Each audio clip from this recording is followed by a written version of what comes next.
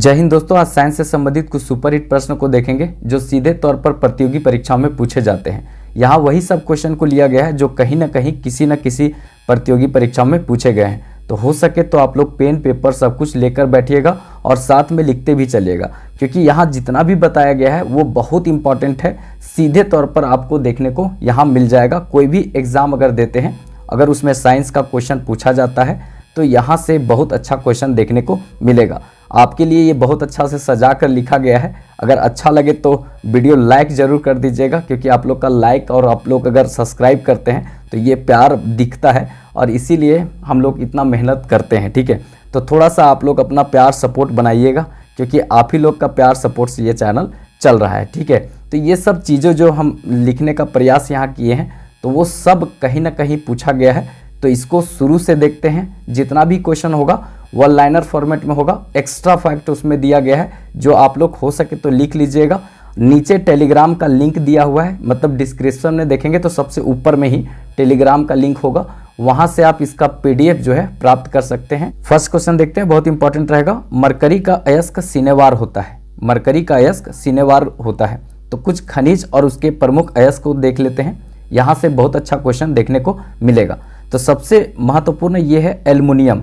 देखिए, एल्युमिनियम का अयस्क क्या होता है? बॉक्साइड। एल्युमिनियम का अयस्क जो है वो बॉक्साइड होता है, थोड़ा इसको ध्यान में रखिएगा। इसी तरह से देखेंगे तो यहाँ पे कॉपर का जो मतलब तांबा का अयस्क क्या होता है? तो क्यूपराइट। इसको याद रखिएगा क्योंकि ये बहुत बार एग्जाम में पूछा गया है। इसके बाद यहाँ देखेंगे लेड मतलब शीशा का ग्लेना होता है। क्या होता है? ग्लेना होता है, ध्यान में रखिएगा। इसी तरह से आगे देखेंगे सिल्वर मतलब यहाँ पे चांदी। तो चांदी का होता है अर्जेंटाइन। ठीक है, अर्जेंटाइन, इसको याद रखिएगा।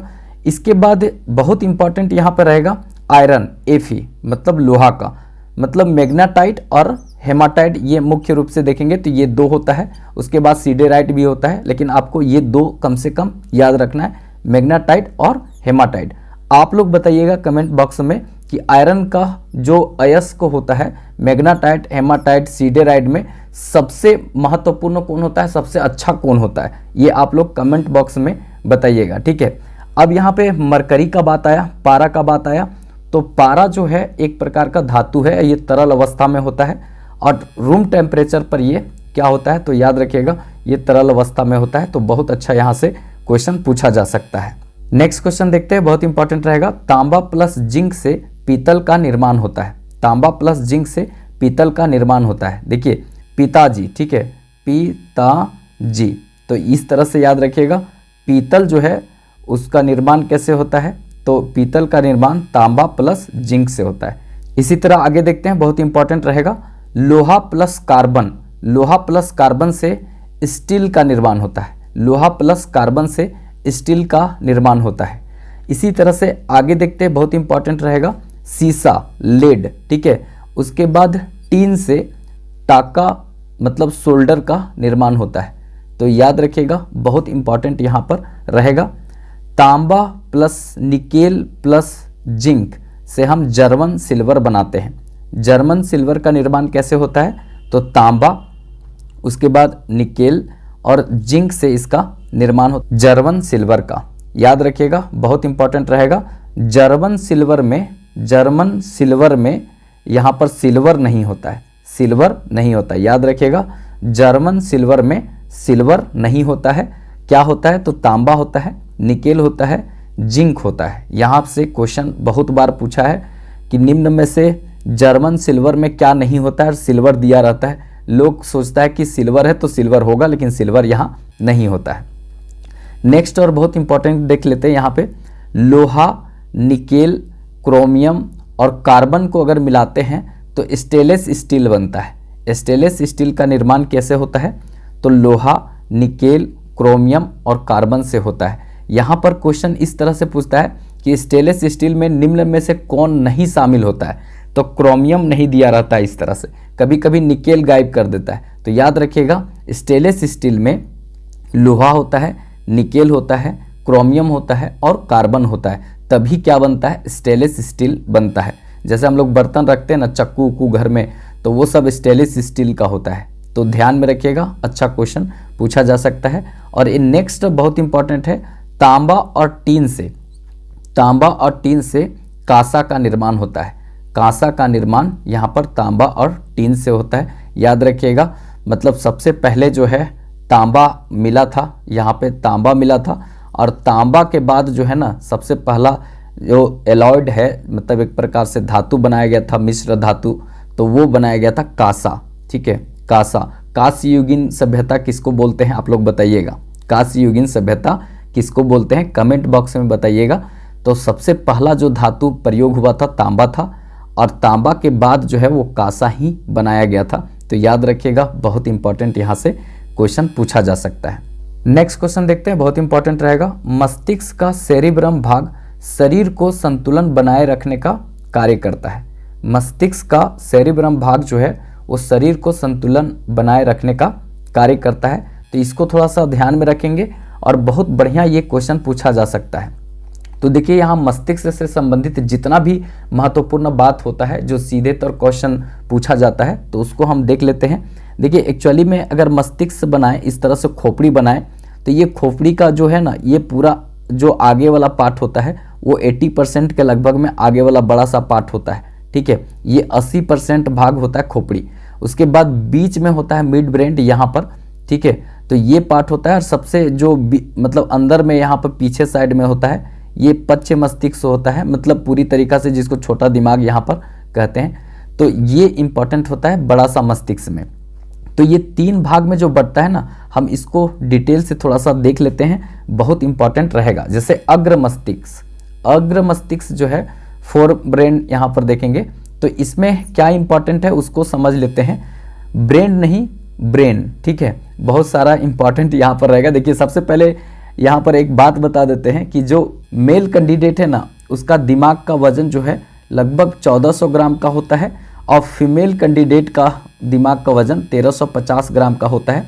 अब इसमें ये नहीं सोचना है कि 50 ग्राम दिमाग महिलाओं का कम होता है तो दिमाग कम रहता है महिलाओं का। नहीं भाई साहब, कभी मार्केट जाइए, आपको बाजार में बेच कर निकल जाएगी, मतलब इस तरह का होता है। ये कभी मत भूल कर नहीं सोचिएगा। देखिए अग्र मस्तिष्क का बात करेंगे तो अग्र मस्तिष्क को यहाँ 2 भाग में बांटा जाता है।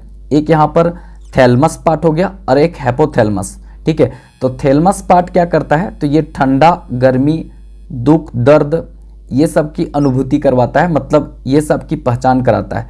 मतलब ज़्यादा ठंडा, ज़्यादा गर्मी, दुख हो गया, दर्द हो गया, तो इसको फील कौन करवाता है, तो थैलमस करवाता है, थैलमस। और एक होता है हाइपोथैलेमस। ठीक है, हाइपोथैलेमस। तो हाइपोथैलेमस क्या करवाता है, तो इसको थोड़ा सा ध्यान में रखेंगे।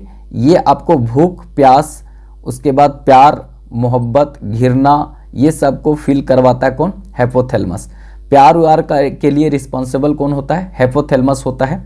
तो इसको थोड़ा सा ध्यान में रखिएगा, बहुत इंपॉर्टेंट क्वेश्चन यहाँ से पूछा जाता है। और एक यहाँ पर हम छोड़ दिए हैं जिसको आप लोग लिख लीजिएगा, सेरिब्रम। ठीक है, सेरिब्रम। तो ये सेरिब्रम जो होता है ना, सबसे बड़ा मस्तिष्क का, अग्र मस्तिष्क का पार्ट होता है सेरिब्रम। ठीक है, अग्र मस्तिष्क में देखा जाए तो सबसे बड़ा भाग जो है वो सेरिब्रम होता है। बुद्धि चतुराई का केंद्र बिंदु इसी को कहा जाता है। बुद्धि चतुराई का केंद्र बिंदु किसे कहा जाता है, तो ये सेरिब्रम को कहा जाता है। थैलमस क्या करता है, तो ठंडा, गर्मी, दुख, दर्द का पहचान करवाता है। हाइपोथैलेमस क्या करता है, भूख, प्यास, प्यार, मोहब्बत, घृणा, हार्मोनिक नियंत्रण, ये करने का काम करता है। इसको मास्टर ऑफ मास्टर ग्लैंड भी बोलते हैं हाइपोथैलेमस का। बहुत लड़का लोग को, लड़की लोग जब छोड़ देती है तो लड़का लोग कहता है कि दिल टूट गया है। भाई साहब, दिल टूटना जुड़ना उसका यही काम थोड़ी है। अगर देखेंगे तो पूरी तरीका से वो हमेशा धड़कते रहता है। वो बेचारा जन्म से लेकर के जब तक आप जिंदा है तब तक वो बेचारा अपना वर्क करते रहता है, काम करते रहता है। उसको इतना फुर्सत है कि कहाँ टूटना है, कहाँ जुड़ना है, उसके लिए नहीं। जिस दिन वो खराब उराब हो गया ना, टूट फूट गया, तो पता चलेगा कि आप निपट जाइएगा। तो दिल का काम ये नहीं होता है, किसी को टूटना जोड़ना ये काम नहीं होता है। ये सारा काम के लिए रिस्पॉन्सिबल होता है हाइपोथैलेमस। तो आप सीधे तौर पर अभी कह सकते हैं कि हमारा हाइपोथैलेमस कोई तोड़ दिया। अगर किसी के लड़का का लड़की छोड़ दी, लड़की को लड़का छोड़ दिया, तो हाइपोथैलेमस टूटता है।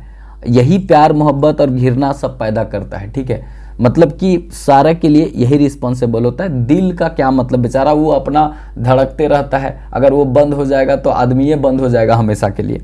तो उसको दोष देना सही बात नहीं है। जब तक दिल लबडब लबडब लबडब लबडब बोल रहा है तब तक आप ठीक हैं, और अगर वो आवाज़ आ गया मर मर मर मर मर मर तो वो आदमी मर जाएगा, ठीक है, कुल मिला के खराब हो जाता है। तो ये भी क्वेश्चन पूछता है कि जब तक दिल बहुत अच्छा है, मतलब पूरा तरीका से अच्छा वर्क कर रहा है, तो कैसा आवाज़ आता है, लबडब लबडब लबडब, इसीलिए लोग लब नाम दे दिया, लेकिन वैसा थोड़ी है। और ख़राब हो जाएगा तो मरमर मरमर का आवाज़ आता है दिल से। तो दिल का ये काम थोड़ी है, बेचारा मस्कुलर ऑर्गन है, एक प्रकार से मांसपेशी से बना हुआ है, उसमें कोई हड्डी उड्डी नहीं होता है। दिन भर तो ब्लड का सिंचाई करते रहता है पूरा शरीर में, उसको इतना थोड़ी फुर्सत है कि कहाँ टूटना है, किसके साथ जुड़ना है। लेकिन सारा रिस्पॉन्सिबल कौन होता है, हाइपोथैलेमस होता है। तो इसको थोड़ा सा ध्यान में रखिएगा, बहुत इंपॉर्टेंट यहाँ से रहेगा। अब कुछ मध्य मस्तिष्क को देख लेते हैं। मध्य मस्तिष्क से इम्पॉर्टेंट यहाँ इसलिए है क्योंकि ये सीधे तौर पर आपसे क्वेश्चन पूछा जा सकता है कि मध्य मस्तिष्क से संबंधित बात बताइए कि कौन सा मस्तिष्क इसका पार्ट है। तो कार्पोरा क्वाड्रिजेमिना, ठीक है, कार्पोरा क्वाड्रिजेमिना इसका पार्ट होता है। इसका काम मुख्य रूप से क्या होता है कि इसका देखा जाए तो मुख्य रूप से होता है काम देखने और सुनने का, ठीक है, देखने और सुनने का जो क्षमता है वो कौन विकसित करता है, तो मध्य मस्तिष्क का भाग कार्पोरा क्वाड्रिजेमिना। तो इसको याद रखिएगा, आपसे इतना ही क्वेश्चन पूछा जा सकता है कि देखने और सुनने का काम जो है वो कौन करता है, मध्य मस्तिष्क का भाग करता है। और मध्य मस्तिष्क में से कौन करता है, तो कार्पोरा क्वाड्रिजेमिना करता है। तो इसको थोड़ा सा याद रखिएगा, बहुत इंपॉर्टेंट यहाँ से क्वेश्चन पूछा जा सकता है। सबसे पिछला मस्तिष्क का बात करें तो सबसे पिछला मस्तिष्क में होता है सेरिबेलम, ठीक है, सेरिबेलम। अब ये सेरिबेलम क्या होता है, तो शरीर का ये संतुलन बनाए रखने का काम करता है, शरीर को संतुलन बनाए रखने का काम करता है। यही जो होता है ना, हम लोग ऐसे याद किए थे कि अगर शरीर संतुलित नहीं रहेगा तो घर में बीबी बेलन से पीटेगी, ठीक है, बेलन से पीटेगी, तो सेरिबेलम, ठीक है, बेलन से पीटेगी तो सेरिबेलम। ये एक्चुअली में क्या होता है ना कि आदमी जब नशा करता है, नशा पान करता है या शराब पी लेता है या कुछ भी वैसा करता है जिससे कि उसका जो मानसिक स्थिति पूरी तरीक़ा से गड़बड़ा जाता है, तो वो यही गड़बड़ाता है, ठीक है। पता चलेगा शराब पी करके कहीं सो गया तो कुत्ता लोग टॉयलेट कर दिया, फिर पता चलेगा कि एक बार रोड में इस साइड चल रहा है राइट साइड, एक बार लेफ्ट साइड चल रहा है, इस तरह से धुना करके चल रहा है। किसी के साइकिल से टकराया तो कोई गिर गया, किसी का कपार फूट गया। तो कुल मिलाकर सब यही करता है, अनबैलेंस कर देता है पूरी तरीक़ा से शरीर को। मतलब कि शराब पीने वाला को देखेंगे तो उसका कपड़ा कहाँ है, उसका शरीर कहाँ है, मुंडी कहाँ हिल रहा है, पेट कहाँ हिल रहा है, टांग कहाँ फेंका रहा है, पता नहीं चलता है। तो कुल मिलाकर ये सेरिबेलम इसके लिए रिस्पॉन्सिबल होता है। तो याद रखेंगे, ये कंट्रोल करने का काम, नियंत्रण करने का काम यही करता है, और इसी को अनकंट्रोल कर देता है शराब उराब, ठीक है। जब आप शराब पीते हैं, नशा करते हैं, तो वो पूरी तरीक़ा से अनकंट्रोल हो जाता है सेरिब्रम, और इसके बाद जो होता है सेरिबेलम, ये अनकंट्रोल हो जाता है, तो वहाँ पे थोड़ा सा दिक्कत होता है, शरीर असंतुलित हो जाता है। तो याद रखिएगा, बहुत इंपॉर्टेंट यहाँ से क्वेश्चन पूछा जा सकता है। एक पार्ट यहाँ पर होता है मेडुला ऑब्लंगोटा, ठीक है, मेडुला ऑब्लंगोटा जो होता है या लंगेटा जो होता है वो क्या होता है, तो ये सारा वैसे कार्य यहाँ पे आते हैं जो अनकंट्रोल है, हम नहीं कंट्रोल कर सकते। जैसे शोषण पर हम लोग कंट्रोल कर सकते हैं, नहीं। छींकना, छींक आ रहा है तो नहीं रोक के देख लीजिए, नहीं रुकेगा, तो ये भी इसी में आता है। हृदय गति, मतलब हार्ट बीट जो चलता है, इसको क्या रोक सकते हैं, नहीं रोक सकते हैं। अगर रोक दिए तो आप निपट जाइएगा ऐसे, ठीक है, कोई भी इंसान निपट जाएगा, अपनी मतलब कोई भी निपट जाएगा। हिचकी आना, अगर हिचकी आना चालू हो गया तो उसको रोक सकते हैं, नहीं रुकेगा। उपाचय क्रिया, ये जो है हमारे बस की बात नहीं। जैसे आँख का पलक झपकना, ठीक है, तो क्या उसको आप रोक सकते हैं? तनी एक बार एकदम एक टक्की किसी को देखे रहे बिना मतलब पलक झपकाए, पता चलेगा कुछ देर के बाद कुछ दिखबे नहीं करेगा। तो ये जो होता है ना, ये किसका पार्ट होता है, तो ये पश्च मस्तिष्क का भाग होता है, मेडुला ऑब्लंगेटा का भाग होता है। तो इसको याद रखिएगा, ये पश्च मस्तिष्क का बात आया।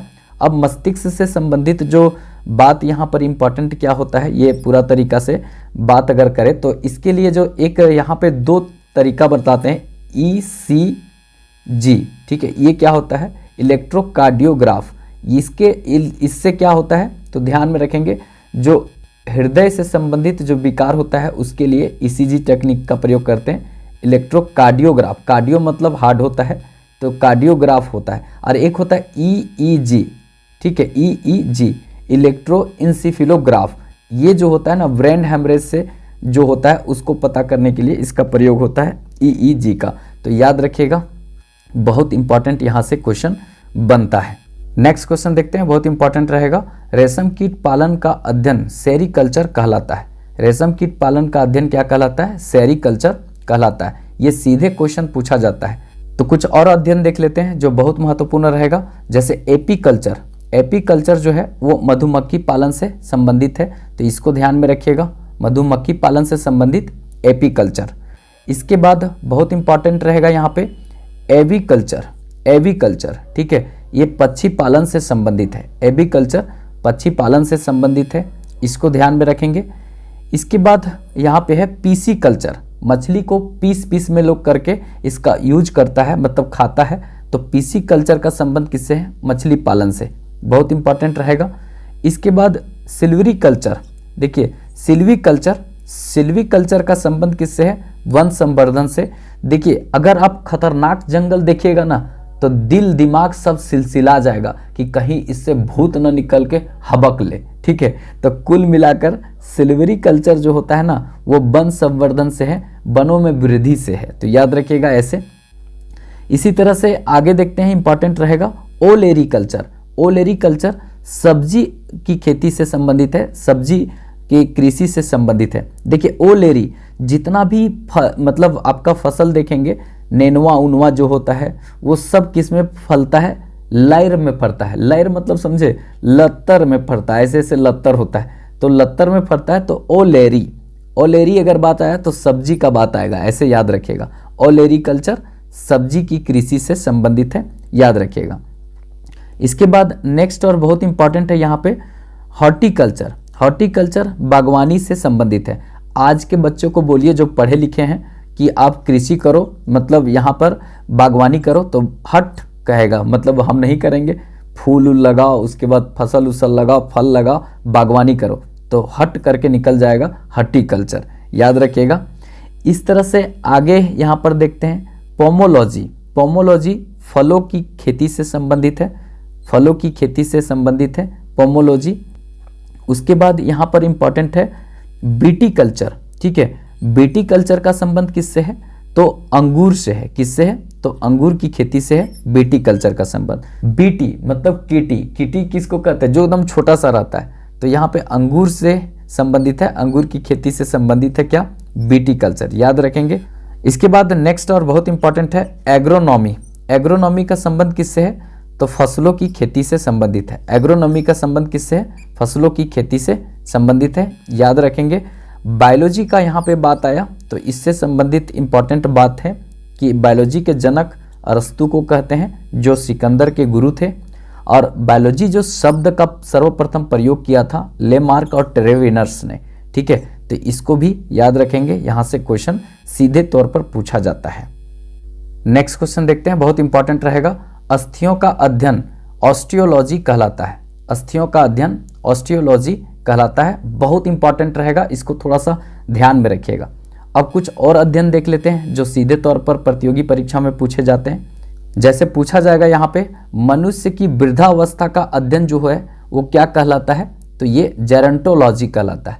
मनुष्य का वृद्धावस्था का अध्ययन जेरंटोलॉजी कहलाता है। जब मनुष्य वृद्ध हो जाता है तो उनको जला दिया जाता है, तो जेरंटोलॉजी, ये ऐसे याद करेंगे, ठीक है।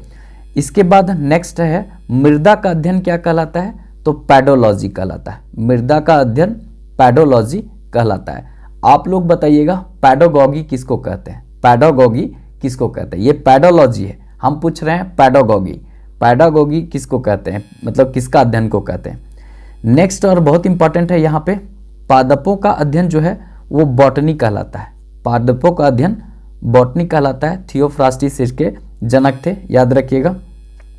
जंतु विज्ञान का जो अध्ययन होता है क्या कहलाता है? जूलॉजी कहलाता है। जंतु विज्ञान का अध्ययन जूलॉजी कहलाता है। अरस्तु को कहा जाता है, अरस्तु को जंतु विज्ञान का जनक कहा जाता है। अब पूरा मतलब देखा जाए तो बायोलॉजी का भी जनक किसको कहा जाता है? तो अरस्तु को कहा जाता है, सिकंदर के ये गुरु थे। नेक्स्ट और बहुत इंपॉर्टेंट रहेगा उभयचर और सरीसृपों का अध्ययन जो है वो क्या कहलाता है? हर्पेंटोलॉजी।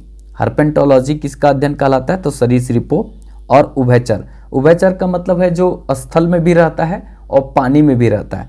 तो देखिए सांप पानी में भी रहते हैं और उसके बाद जमीन पर भी रहते हैं, तो उभयचर उसको कहा जाता है, मेढक उड़क। तो ये सब हर्पेंटोलॉजी कहलाता है, तो इसको थोड़ा सा ध्यान में रखिएगा। नेक्स्ट देखते हैं, बहुत इंपॉर्टेंट रहेगा, पोषण विधियों का अध्ययन क्या कहलाता है? ट्रोफोलॉजी। ट्रोफोलॉजी पोषण विधियों का अध्ययन को कहा जाता है, तो इसको ध्यान में रखिएगा। और त्वचा का अध्ययन जो होता है वो डर्मेटोलॉजी कहा जाता है। त्वचा का अध्ययन डर्मेटोलॉजी कहा जाता है।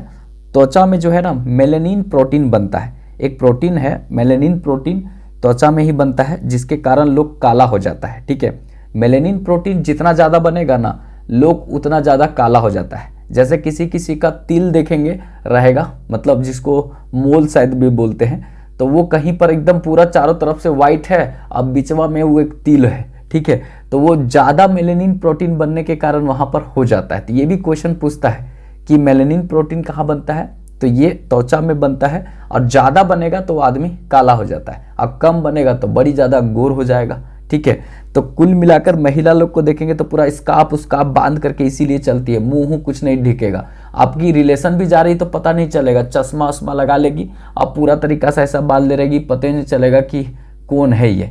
तो ये इसलिए करती है ना कि मेलेनिन प्रोटीन ज़्यादा ना बने, जिसके कारण उसका शरीर का कहीं पर भी जो ऊपर में स्किन है वो डार्क ना हो जाए, काला ना हो जाए, इसीलिए पूरा बांध उंध करके चलती है। और उसके बाद में गर्मी बरसात ठंडा कभी भी छतरी लेकर निकलेगी। तो ये जो है ना यही कारण है, महिला लोग जानती है या नहीं जानती है, लेकिन वो सबको ये पता है कि धूप से ये प्रोटीन जो है वो एक्टिव हो जाता है और बनना चालू हो जाता है, इसीलिए छतवा लगा के चलती है और पूरा स्कार्फ उसकार्फ बांध उंध के चलती है। ठीक है, तो ये चीज़ थोड़ा सा याद रखिएगा, बहुत इंपॉर्टेंट यहाँ पे रहेगा।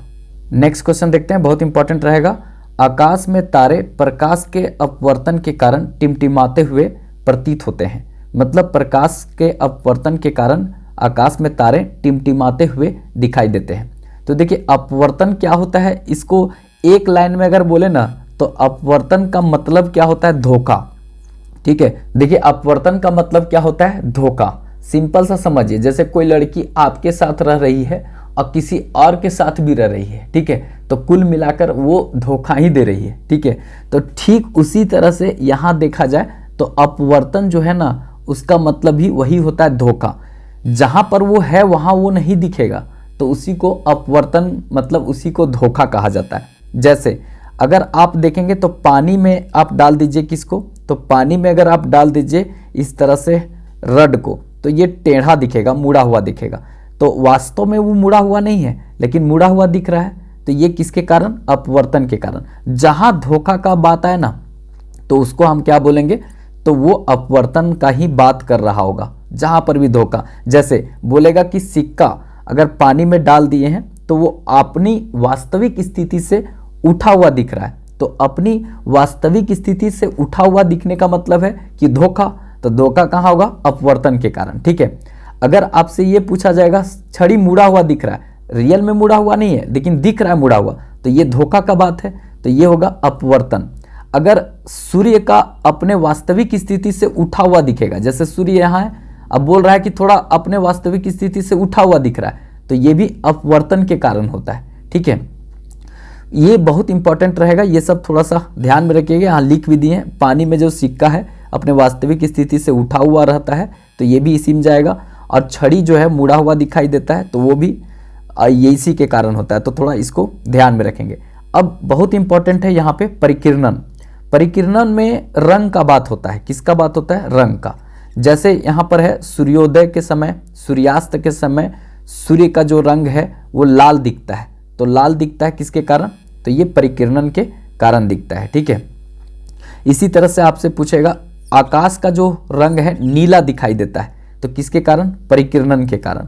अगर बोला जाएगा कि नीला रंग जो है वो समुद्र दिखता है, समुद्र का रंग जो है वो कैसा दिखता है? नीला रंग का दिखता है, तो ये भी परिकिरणन के कारण दिखता है। तो याद रखिएगा परिकिरणन के कारण सूर्योदय सूर्यास्त का समय लाल रंग जो दिखता है, इसी के कारण आकाश का नीला रंग, और समुद्र का जो है वो नीला रंग भी इसी के कारण दिखता है। ये बहुत अच्छा क्वेश्चन बनता है, तो इसको थोड़ा सा ध्यान में रखिएगा।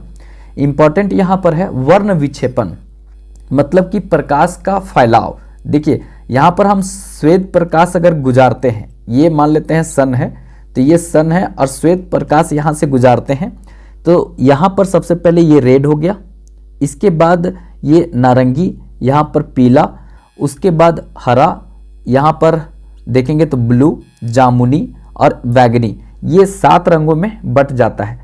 तो याद रखेंगे सूर्य का प्रकाश जो है वो वाइट कलर का आपको दिखता है, वो कोई कलर नहीं होता है, वो कितना रंगों में बट जाता है, 7 रंगों में बटता है और ये वर्ण विक्षेपण कहलाता है। और ये 7 रंग किस में दिखता है, तो इंद्रधनुष में दिखता है।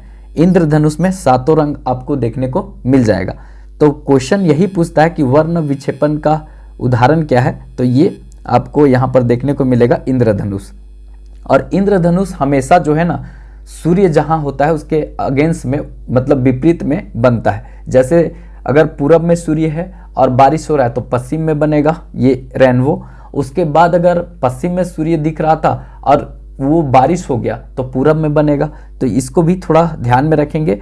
और इसमें हरा कलर जो है ना वो बीच में होता है, हरा कलर जो है वो कहाँ होता है, बीच में होता है। और सबसे ऊपर में रेड कलर होता है, इसको याद रखेंगे। बैगनी सबसे नीचे होता है, तो इसको थोड़ा याद रखेंगे। बीच वाला बहुत बार क्वेश्चन पूछा है कि यहाँ पर इंद्रधनुष में बीच में कौन सा कलर होता है, तो ये आपका हरा होता है। बहुत इंपॉर्टेंट होगा, इसको थोड़ा सा अच्छे से याद कर लीजिएगा क्योंकि यहाँ से सीधे सीधे क्वेश्चन पूछा जाता है। यहाँ से एक क्वेश्चन हम आपको बता देते हैं। जैसे एक क्वेश्चन यहाँ पूछा जाता है कि लाल गुलाब, ठीक है, लाल गुलाब, गुलाब लाल क्यों दिखाई देता है, लाल क्यों दिखाई देता है, तो याद रखिएगा लाल गुलाब लाल इसलिए दिखाई देता है क्योंकि वो लाल को ही परावर्तित करता है और बाकी सबको एब्जॉर्ब कर लेता है, सोख लेता है, इसीलिए लाल गुलाब लाल दिखाई देता है। लाल गुलाब लाल इसलिए दिखाई देता है क्योंकि उसको एब्जॉर्ब कर लेता है, ठीक है। अगर देखा जाए तो 7 कलर में जो देखा जाए तो 6 कलर को एब्जॉर्ब कर लिया, ठीक है, और उसी को रिफ्लेक्ट करता है जिस कलर को वो दिखता है। जैसे वो लाल दिख रहा है तो लाल को रिफ्लेक्ट कर रहा है, बाकी सबको एब्जॉर्ब कर रहा है, मतलब सोख ले रहा है। अब कभी कभी ये क्वेश्चन पूछता है कि लाल गुलाब रात में काला क्यों दिखाई देता है, वो सबको पूरी तरीका से अगर सोख लेता है तो वो कैसा दिखता है, काला कलर का दिखता है। तो वहां पर आपसे क्वेश्चन पूछा जा सकता है, तो ध्यान में रखेंगे कोई भी चीज काला इसलिए दिखता है क्योंकि काला कोई रंग नहीं होता, वो सबको एब्जॉर्ब कर लेता है। इसीलिए गर्मी के समय में आप काला कपड़ा पहनेंगे तो बहुत ज़्यादा दिक्कत हो जाएगा क्योंकि वो सूर्य का प्रकाश में जो 7 कलर होता है उसको एब्जॉर्ब कर लेता है, सोख लेता है, तो दिक्कत होने लगेगा। इसलिए गर्मी में बोला जाता है कि सफ़ेद कपड़ा पहनिए क्योंकि सफ़ेद कपड़ा वो सबको परावर्तित कर देता है पूरी तरीक़ा से, किसी को एब्जॉर्ब नहीं करता, सबको रिफ्लेक्ट कर देता है, इसीलिए वो सफ़ेद दिखता है। तो सफ़ेद और काला जो है ना वो कोई रंग नहीं होता है। अगर सबको सोख लिया तो काला और सबको रिफ्लेक्ट कर दिया तो क्या हो गया, सफ़ेद हो गया, उज्जर हो गया, ठीक है। जैसे गांव में लोग बोलता है ना कि लड़की उड़की के चक्कर में पड़ोगे भाई साहब तो उज्जर हो जाओगे, तो वो उज्जर जिसको वाइट बोलते हैं, ठीक है, हम लोग वाइट बोलते हैं। बहुत इंपॉर्टेंट रहेगा। एक लड़का को लोग बोल रहा था कि तुमको उज्जर होने वाला समय आ गया, तब बोल रहा था कि वाइट होने वाला, वाइट होने वाला। अरे वाइट होने वाला नहीं, लाल पीला हरा ब्लू नीला पीला के चक्कर में पड़ गया था, तो लोग बोल रहा था कि ये सब के चक्कर में पड़ गए हो तो इतना जान लो कि तुम उज्जर हो जाओगे। तो उज्जर वो कलर समझ रहा था कि लाल पीला हरा बोला तो उज्जर मतलब एक कलर है, लेकिन कलर नहीं भाई, उज्जर हो जाने का मतलब उसका कोई अस्तित्व नहीं रह जाएगा। गाँव में ऐसा बोलता है, ठीक है। तो इस तरह का बड़ा अजब लगता है, गाँव में ज़िंदगी जो है ना बड़े मज़े का होता है। तो देखिए आप लोग को अगर अच्छा लगे तो वीडियो थोड़ा लाइक कर दीजिएगा क्योंकि आप लोग का प्यार सपोर्ट मिलता है ना तो पढ़ाने में मन लगता है। और चैनल को सब्सक्राइब जरूर कर लीजिएगा, कम से कम 5000 तो पहुंचाइए सब्सक्राइबर, ठीक है, 5000 पहुंचाइए भाई साहब कम से कम आप लोग, ठीक है।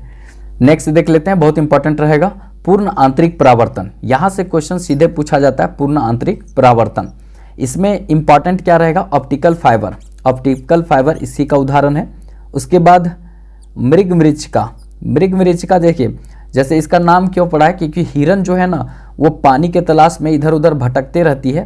तो देखा जाता है कि गर्मियों के समय में यहाँ पर पेड़ पौधा जो होता है उसका नीचे प्रतिबिंब बनने लगता है कि पानी है, तो इसी में हिरन बहुत भागते दौड़ते रहती है, पानी उसको कहीं नहीं मिलता है, तो मृगमरीचिका इसको कहा जाता है। तो याद रखेंगे, बहुत इंपॉर्टेंट रहेगा, ये भी बनता है पूर्ण आंतरिक परावर्तन के कारण।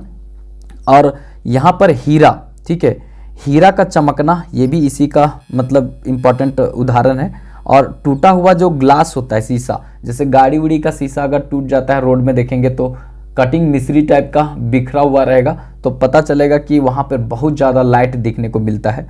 तो ये भी इसी का उदाहरण है। तो जितना भी यहाँ पर बताए ना वो बहुत इंपॉर्टेंट है, किसी न किसी प्रतियोगी परीक्षाओं में सीधे तौर पर पूछे गए हैं।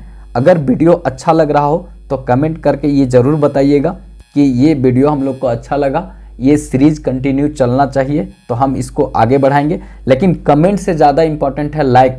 बहुत सारा लोग क्या करते हैं, कमेंट तो कर देते, लाइक नहीं करते। लाइक बहुत ज़रूरी है करना, ठीक है। और चैनल सब्सक्राइब कर देते तो बहुत दिल खुश होता है, पढ़ाने में बड़ा मज़ा आता है, ठीक है। तो थोड़ा सपोर्ट कीजिए आप लोग, क्योंकि ये छोटा चैनल है, आप लोग थोड़ा सपोर्ट करेंगे तब हम इस पर अच्छा काम कर पाएंगे। तो साइंस से संबंधित बहुत महत्वपूर्ण क्वेश्चन को देखेंगे जो सीधे प्रतियोगी परीक्षाओं में पूछे जाते हैं। यहाँ वन लाइनर फॉर्मेट में रखा गया है और कुछ एडिशनल फैक्ट बताने के लिए इतना सारा जगह छोड़ा गया है। एडिशनल फैक्ट जो बताएंगे वो साथ साथ में लिखते चलिएगा, क्योंकि आप कोई भी एग्जाम देंगे जहाँ से साइंस से क्वेश्चन पूछा जाता है वो डायरेक्ट यहाँ से क्वेश्चन पूछा जाएगा। तो चीज़ों को अच्छे से समझिएगा। देखिए साइंस कितना मज़ेदार लगता है पढ़ने में, वो आपको यहाँ पर पता चल जाएगा, ठीक है। हम बिल्कुल इंटरेस्ट लेकर आप लोग को पढ़ाएंगे, आप लोग भी इंटरेस्ट लीजिएगा, देखिएगा साइंस कितना इजी लगने लगेगा। बस चीज़ों को अच्छे से समझते हुए चलिएगा और ध्यान से देखते चलिएगा। पहला क्वेश्चन है जो बहुत महत्वपूर्ण रहेगा, मानव शरीर की सबसे बड़ी अंतःस्रावी ग्रंथि है कौन सा? तो थायराइड ग्रंथि। थायराइड ग्रंथि मानव शरीर की सबसे बड़ी अंतःस्रावी ग्रंथि है। अगर देखेंगे तो मनुष्य का ये जैसे मुंडी हो गया, खोपड़ी हो गया और ये मुंह हो गया इसका, तो निचवा में जो ये गर्दन होता है ना, तो गर्दन देखेंगे तो यहीं पर होता है, टेटुआ के सामने में होता है क्या, तो ये अंतःस्रावी ग्रंथि में यहाँ पर थायराइड ग्रंथि होता है सामने में, गला के सामने में होता है थायराइड ग्रंथि, और पिछवा में होता है पैराथायराइड ग्रंथि। तो याद रखिएगा, बहुत इंपॉर्टेंट यहाँ पर रहेगा, और ये सबसे बड़ी अंतःस्रावी ग्रंथि होती है। अगर आपसे क्वेश्चन पूछा जाए कि सबसे बड़ी ग्रंथि कौन सी होती है, ग्रंथि कौन सी होती है, तो बहुत इंपॉर्टेंट रहेगा। सबसे बड़ी ग्रंथि होती है यकृत, ठीक है। यकृत जो है वो सबसे बड़ी ग्रंथि होती है। यकृत से आपको दिमाग में क्या क्या रखना है कि विटामिन जो होता है ना, विटामिन, ठीक है, तो विटामिन का सबसे ज़्यादा संग्रहण जो होता है ए का, वो यहीं पर होता है, यकृत में होता है। अगर देखा जाए तो इंपॉर्टेंट रहेगा यहाँ पर, ये नॉनसेंस अंग होता है। नॉनसेंस अंग कहने का मतलब होता है एकदम मूर्ख होता है।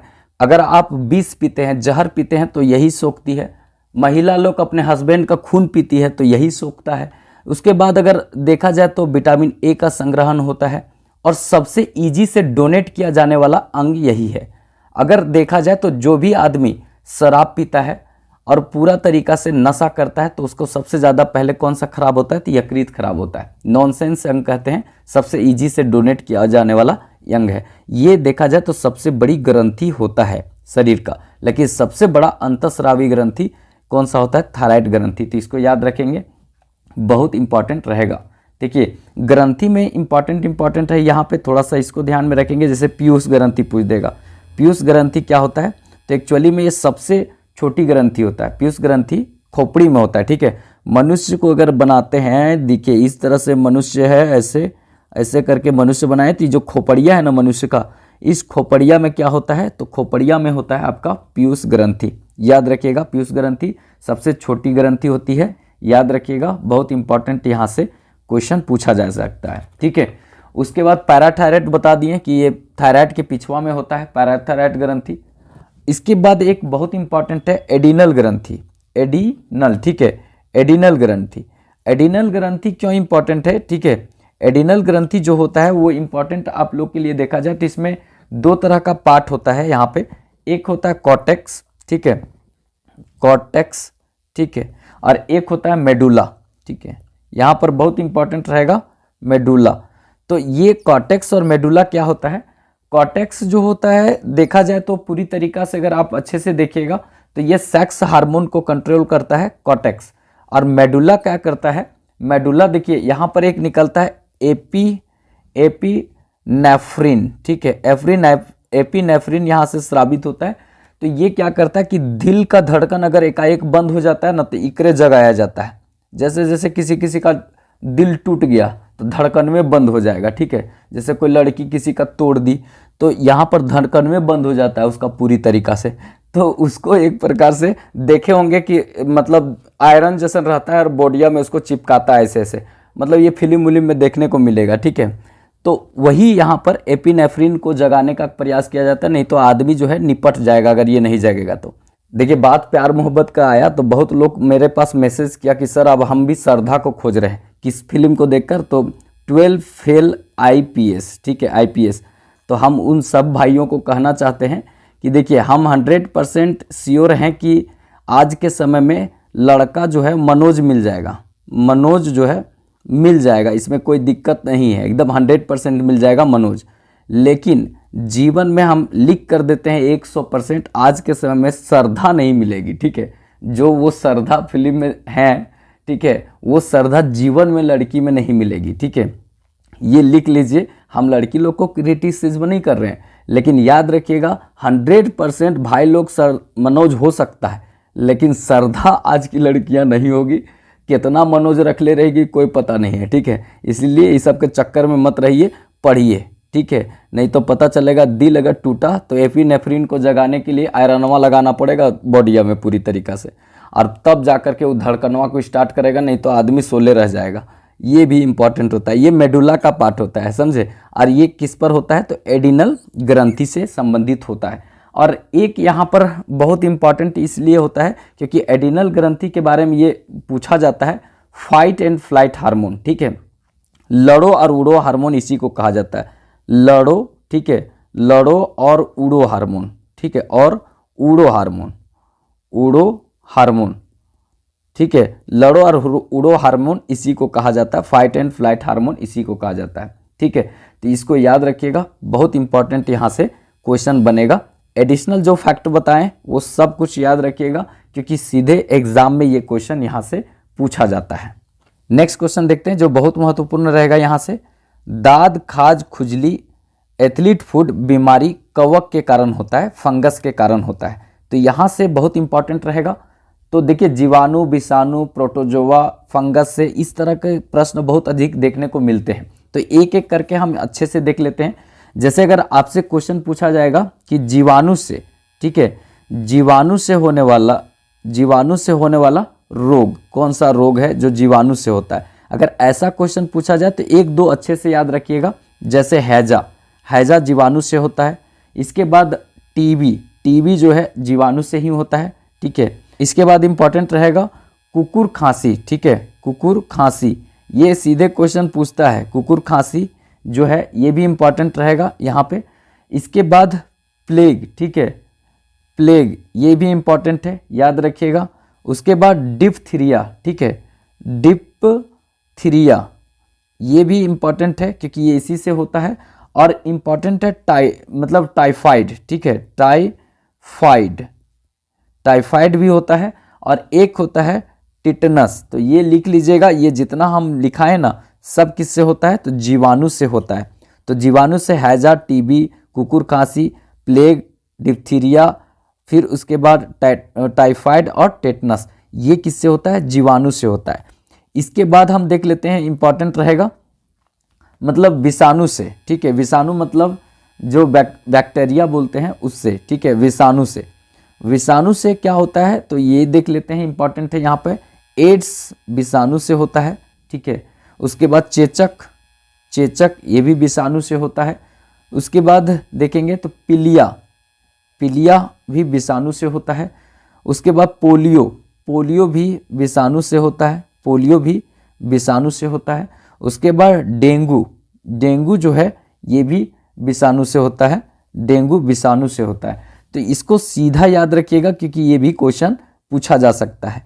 इसके बाद यहाँ पर इंपॉर्टेंट देख लेते हैं, बहुत इंपॉर्टेंट आप लोग के लिए जो है ना, हम ये लिख करके बताते हैं, वो कैसा लगता है हमको एक बार ज़रूर बताइएगा क्योंकि इसी तरह से हम आसानी से आपको बहुत सारा चीज़ पढ़ा सकते हैं। वैसे आज हम बाहर गए थे तो आए हैं बहुत लेट से और बोली में भी थोड़ा सा भारीपन है, तो हम इस तरह से कोशिश कर रहे हैं कुछ बताने का, ठीक है, क्लास नहीं छूटे बीच में, हम ये प्रयास कर रहे हैं। देखिए यहाँ पर प्रोटोजोआ से, ठीक है, प्रोटोजोआ से, ठीक है, प्रोटोजोआ से कौन सा रोग होता है इसको ध्यान में रखना है। जैसे एक मलेरिया जो है 2030 तक लक्ष्य रखा गया है ख़त्म करने का, ये याद रखिएगा।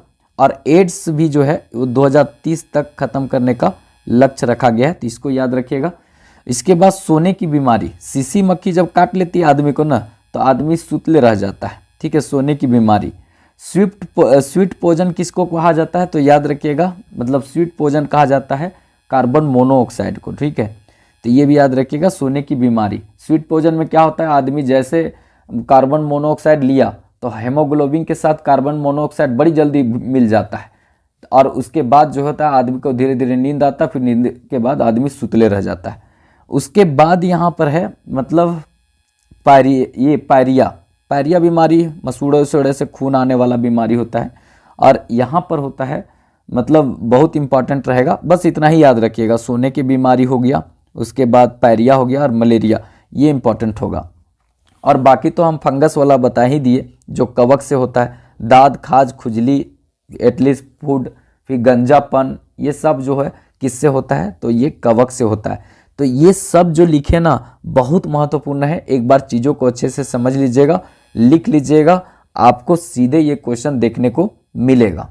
नेक्स्ट क्वेश्चन देखते हैं, बहुत इंपॉर्टेंट रहेगा। ब्यूटी विटामिन ई को कहा जाता है, ब्यूटी विटामिन ई को कहा जाता है, ये बहुत इंपॉर्टेंट रहेगा, इसको थोड़ा सा याद रखिएगा। विटामिन ई का जो रासायनिक नाम होता है वो टोकोफेरोल होता है, ठीक है, टोकोफेरोल इसका विटामिन का रासायनिक नाम होता है, थोड़ा ध्यान में रखेंगे। इससे क्या होता है, नपुंसकता होता है, नपुंसकता, ठीक है, नपुंसकता मतलब होता है कि जैसे पुरुषों में बच्चा जन्म देने की शक्ति नहीं होता है, और बंजापन जो होता है वो महिलाओं में होता है, मतलब कि बंजापन मतलब होता है कि महिलाओं में जो बच्चा जन्म देने की शक्ति ये एक प्रकार से ख़त्म कर देता है। तो ये विटामिन बहुत महत्वपूर्ण होता है ज़्यादातर महिलाओं के लिए। इसे ब्यूटी विटामिन इसलिए कहा जाता है क्योंकि अर्ली एजिंग इसमें आ जाता है। जैसे मान लेते हैं कि कोई व्यक्ति जो है वो आपका 15 साल का है, ठीक है, तो 15 साल का है, अगर विटामिन ई का कमी है तो लगेगा 45 साल का है, ठीक है, और अगर विटामिन ई प्रचुर मात्रा में ना तो पूरा लगेगा, मतलब 45 साल का व्यक्ति है लेकिन लगेगा वो 15 साल का। अनिल कपूर भरल है विटामिन ई पूरा तरीका से, बुढ़ेबे नहीं कर रहे हैं, मतलब गजबे का टाइप का सिस्टम है। तो ये जो होता है ना अर्ली एजिंग ले आता है। तो देखिएगा महिलाओं में ये बहुत इंपॉर्टेंट होता है, एक तो नपुंसकता मतलब बंजापन को ये रोकता है पूरी तरीका से, और उसके बाद जो होता है उसमें मतलब चेहरा खिलता है महिलाओं को। वैसे चेहरा खिलाने के लिए तो बहुत सारा चीज़ है, मतलब पोताई उताई बहुत सारा होता है आजकल ब्यूटी पार्लर में। हार्मोन विटामिन किसको कहते हैं, तो विटामिन डी को कहते हैं। यही विटामिन का खोज सबसे पहले किया गया था, विटामिन जो डी है इसका खोज सबसे पहले किया गया था, तो याद रखिएगा, बहुत इंपॉर्टेंट रहेगा। हार्मोन विटामिन इसे कहते हैं। कौन सा विटामिन होता है जिसको ज़्यादा देर तक तलते हैं तो वो ख़त्म हो जाता है, तो सी, विटामिन सी को ज़्यादा देर तक तलेंगे तो ख़त्म हो जाएगा, ठीक है, तलना मतलब होता है कि उसको गर्म करेंगे तो ख़त्म हो जाएगा विटामिन सी। कौन सा विटामिन जो है वो मांस में नहीं होता है, तो मांस में देखेंगे, मांस मछली में जो है वो पूरी तरीका से विटामिन सी जो है उसकी कमी होता है यहाँ पे। दूध में भी विटामिन सी का कमी होता है, मांस में, उसके बाद दूध में विटामिन सी जो है वो नहीं होता है, तो याद रखिएगा, ये बहुत इंपॉर्टेंट यहाँ से क्वेश्चन बनेगा। आपसे क्वेश्चन पूछा जाएगा कि अगर सब्जी को हम पानी से धोते हैं तो कौन सा विटामिन नष्ट हो जाता है, तो विटामिन बी जो है वो नष्ट होता है। अगर अधिक देर तक पानी में हम सब्जी को धोते हैं तो विटामिन जो है बी वो नष्ट हो जाता है, तो ये बहुत इंपॉर्टेंट रहेगा, इसको थोड़ा सा ध्यान में रखेंगे। कौन सा विटामिन में कोबाल्ट होता है, मतलब लोहा पाया जाता है, तो विटामिन B12 में कोबाल्ट पाया जाता है, तो इसको भी याद रखेंगे, ये सीधे क्वेश्चन आपसे पूछा जाएगा। नेक्स्ट क्वेश्चन देखते हैं, बहुत इंपॉर्टेंट रहेगा। फूल खिलाने वाला हार्मोन फ्लोरीजेंस हार्मोन कहलाता है, याद रखिएगा, फूल खिलाने वाला हार्मोन फ्लोरीजेंस हार्मोन कहलाता है। बहुत अच्छा क्वेश्चन यहाँ से बनेगा। अब यहाँ पे पादप हार्मोन का बात आया तो कुछ और पादप हार्मोन का देख लेते हैं जो सीधे पूछा जाएगा यहाँ से क्वेश्चन। जैसे यहाँ पर होता है, एक होता है ऑक्सीजन, ठीक है, ऑक्सीजन, ठीक है, ये जो है हार्मोन बहुत इंपॉर्टेंट रहेगा, ऑक्सिन हार्मोन। और ये हार्मोन क्या करता है, तो ये हार्मोन जो है पादप वृद्धि के लिए रिस्पॉन्सिबल होता है, मतलब वृद्धि हार्मोन होता है, पादप में वृद्धि ये हार्मोन होता है। तो याद रखिएगा, यहाँ से सीधे क्वेश्चन ये पूछा जाएगा, यहाँ से बहुत अच्छा देखने को मिलेगा। इसके बाद आपसे एक क्वेश्चन बहुत इंपॉर्टेंट पूछता है यहाँ पे कि कोशिका जो होता है विभाजन के लिए कौन रिस्पॉन्सिबल होता है, तो साइटोकाइनिन, साइटोकाइनिन, ठीक है, काइनिन, ये साइटोकाइनिन हार्मोन जो होता है ना, वो कोशिका विभाजन के लिए रिस्पॉन्सिबल होता है। कोशिका विभाजन, ठीक है, विभाजन, कोशिका विभाजन के लिए रिस्पॉन्सिबल होता है कौन, ये साइटोकाइनिन हार्मोन। तो याद रखिएगा, बहुत इंपॉर्टेंट यहाँ से क्वेश्चन पूछा जा सकता है। एक क्वेश्चन पूछता है कि कौन सा हार्मोन गैसीय फॉर्म में होता है, तो ये होता है एथिलीन, ठीक है। एथिलीन हार्मोन जो है ना, ये गैसीय फॉर्म में होता है। कैसा होता है, एकमात्र पादप हार्मोन है, एकमात्र देखा जाए तो हार्मोन है जो गैसीय फॉर्म में होता है, गैस के रूप में होता है, गैस के रूप में होता है। तो याद रखिएगा ये एथिलीन। एक होता है एसिटिलीन, देखिए एथिलीन और एसिटिलीन में अंतर है, एसिटिलीन, ठीक है। तो एसिटिलीन जो होता है ना, वो वेल्डिंग में काम करता है, और वेल्डिंग में काम करने के बाद अगर देखा जाए तो फलों को कृत्रिम रूप से पकाने का काम करता है, फल को कृत्रिम रूप से पकाता है, ठीक है। कृत्रिम रूप से मतलब होता है कि फल तोड़ के ले आइए, घर में पकाइए, ये करता है कौन, एसिटिलीन।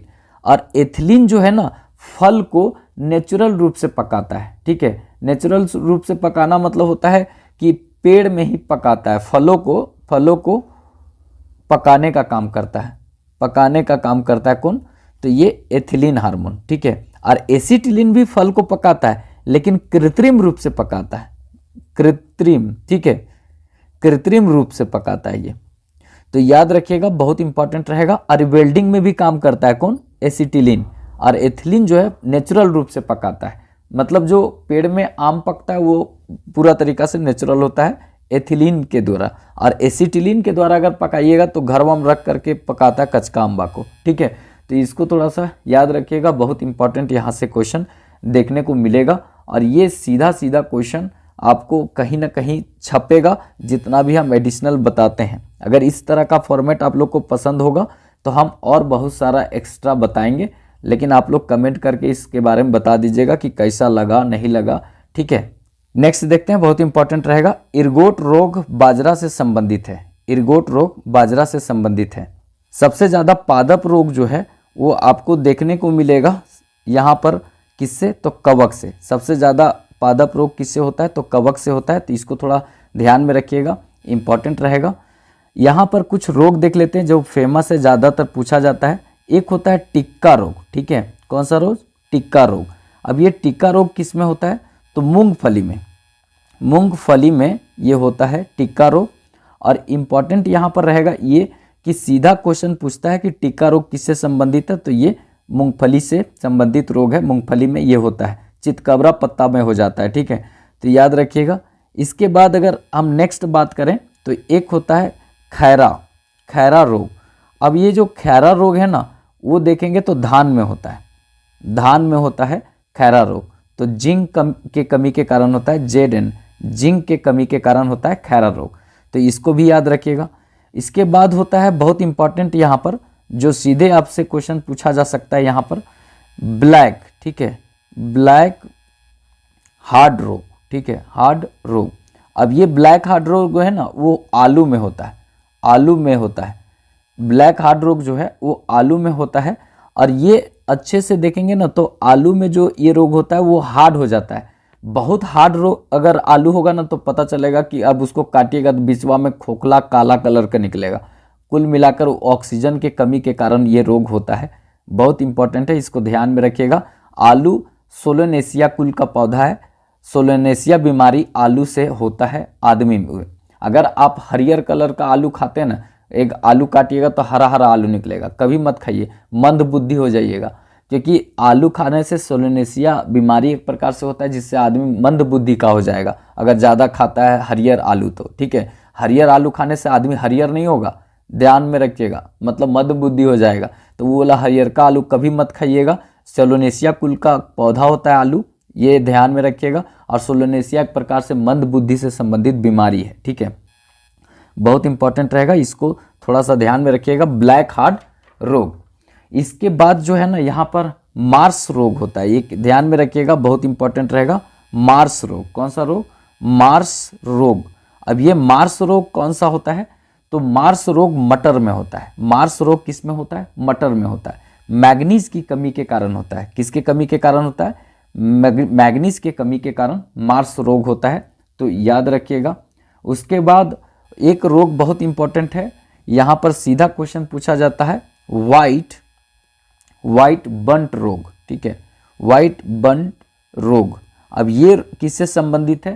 तो याद रखिएगा मक्का से संबंधित रोग है। वाइट बंट रोग मक्का से संबंधित रोग है, ठीक है।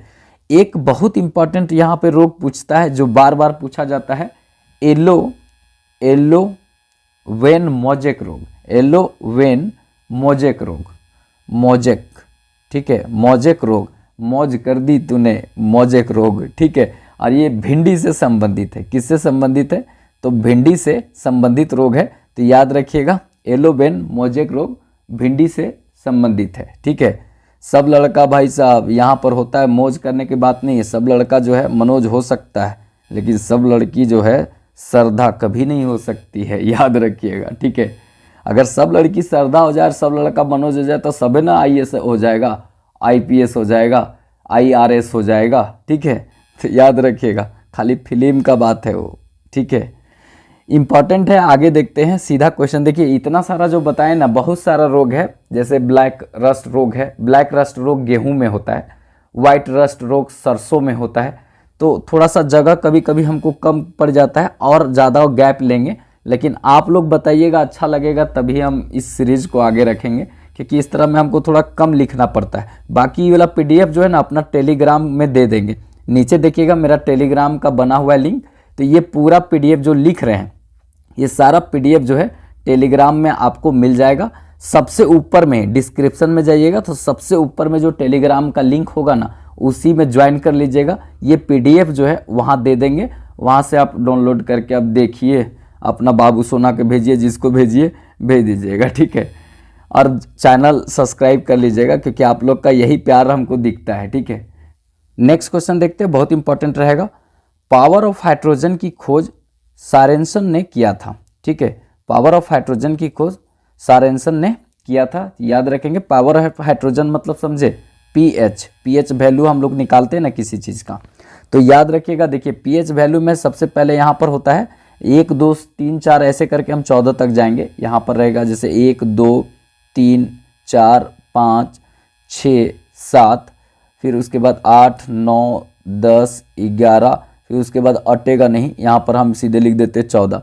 तो बीच वाला वैल्यू जो होता है ना 7, ये एकदम न्यूट्रल होता है, मतलब ना इसमें आप अम्ल देखेंगे, ना क्षार देखेंगे, ना एसिड देखेंगे, ना बेस देखेंगे, तो ये उदासीन होता है, ठीक है, पूरा तरीका से। जैसे यहाँ पे जल आ जाएगा, पानी, पानी रे पानी तेरा रंग कैसा, तो पानी जो है बिचवा में आ जाता है, ठीक है, 7 पर।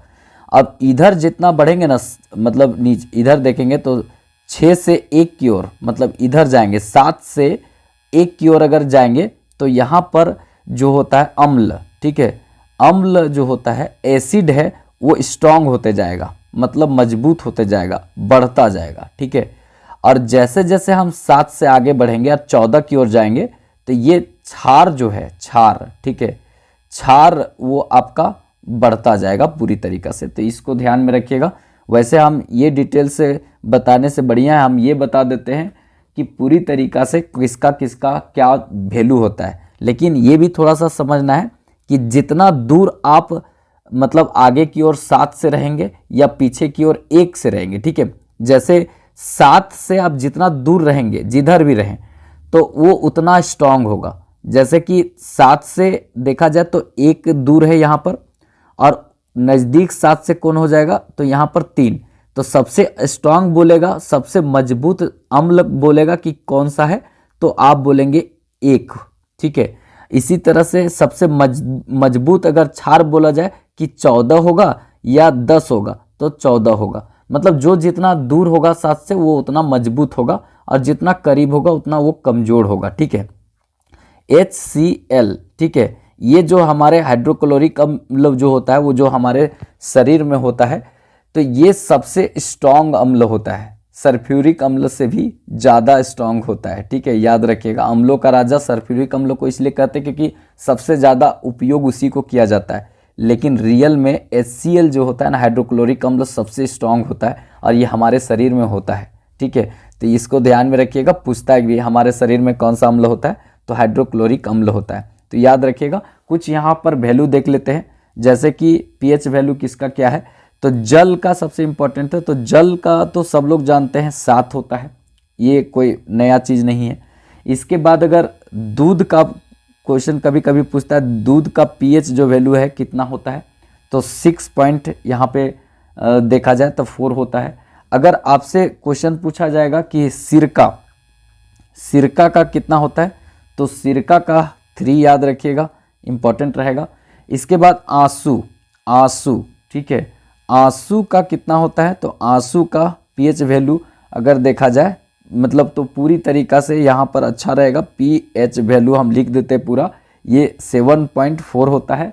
और रक्त का भी 7.4 होता है। अगर जैसे कि किसी का गर्लफ्रेंड है वो छोड़ दी तो बेचारा रक्त भरी आंसू रोता है, रक्त भरी आंसू रोता है। ठीक है, तो रक्त भरी आंसू रोता है, तो दोनों को याद रखिएगा, रक्त और आंसू का pH वैल्यू 7.4 और 7.4 रहता है, एक एक कलरवा का, इसीलिए लिख दिए हैं। ठीक है, इसीलिए प्यार मोहब्बत ज़िंदगी में मत कीजिएगा, क्योंकि ये किसी को आंसू तो नहीं पोंछ सकता है लेकिन आंसू जरूर दे सकता है, याद रखिएगा, और वो भी रक्त भरी आंसू दे सकता है। ठीक है, तो ये दिमाग में रखिएगा, ये सब कुछ चीज़ नहीं होता है ज़िंदगी में, आप सफल हो जाइए, ये सब ऐसे ही आपको मिल जाएगा, मतलब गिफ्ट में। ठीक है, बाकी नहीं तो किसी का आगे पीछे घूमते रहिए, कोई फ़ायदा नहीं होने वाला है। उसके बाद नमक का भी याद रखिएगा, नमक का भी यहाँ पर देखा जाए तो 7 होता है, याद रखिएगा। मूत्र का पूछता है, ठीक है, मूत्र, मानव जो है एक दिन में मतलब 1.5 लीटर पेशाब करता है, याद रखिएगा, 1.5 लीटर पेशाब मानव करता है, तो ये 6 वैल्यू होता है मानव मूत्र का। उसके बाद समुद्री जल का याद रखिएगा, यहाँ पर समुद्री, ठीक है, समुद्री जल, ये देखा जाए तो समुद्री जल का कितना होता है, तो 8.5 होता है, 8.5 होता है। और नींबू का याद रखिएगा, यहाँ पे नींबू, ठीक है, नींबू, अब नींबू का कितना होता है, तो 2.4 होता है, मतलब pH वैल्यू, ये इंपॉर्टेंट है। मानव लार, ठीक है, मानव का लार जो होता है ना, उसका pH वैल्यू कितना होता है, 6.5 से लेकर के 7.5 तक होता है। तो ये सब जितना बताए ना, सब याद कर लीजिएगा, नोट कर लीजिएगा, सीधा सीधा क्वेश्चन पूछा जाता है। जितना एडिशनल फैक्ट बताते हैं ना, वो सब इसी तरह से रट लीजिएगा, क्योंकि सीधा क्वेश्चन यहाँ से आने वाला है। नेक्स्ट क्वेश्चन देखते हैं, बहुत इंपॉर्टेंट रहेगा।